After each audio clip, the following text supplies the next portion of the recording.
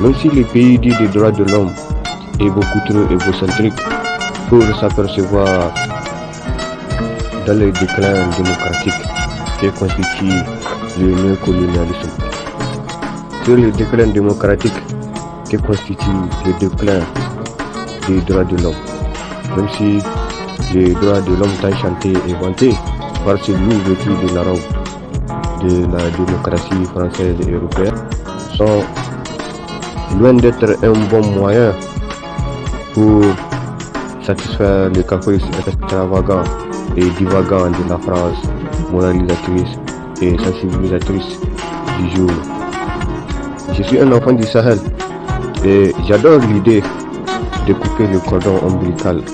entre la France colonialiste de la veille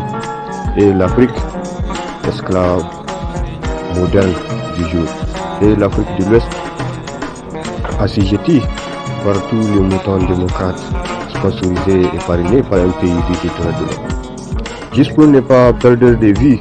l'idée de contempler la relation des ces loups originaires de l'Occident avec les moutons de la maison explosée en plein vol. Juste pour ne pas voir l'économie de la France propulsée avec des mots et non avec des ressources pillées par le biais des moutons logisticiens de l'Afrique,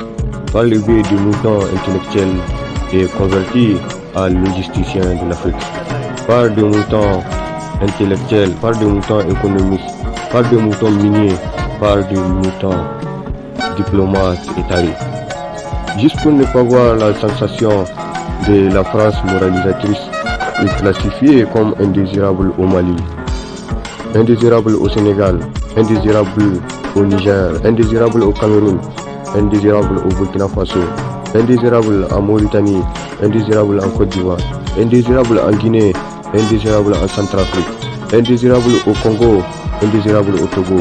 indésirable au Gabon et indésirable partout là où la France sensibilisatrice a eu la sottise de s'aimer les germes du néocolonialisme français après la sauvagerie et la barbarie de la colonisation, après la sauvagerie de la plus grande tragédie qui a meurtri l'homme noir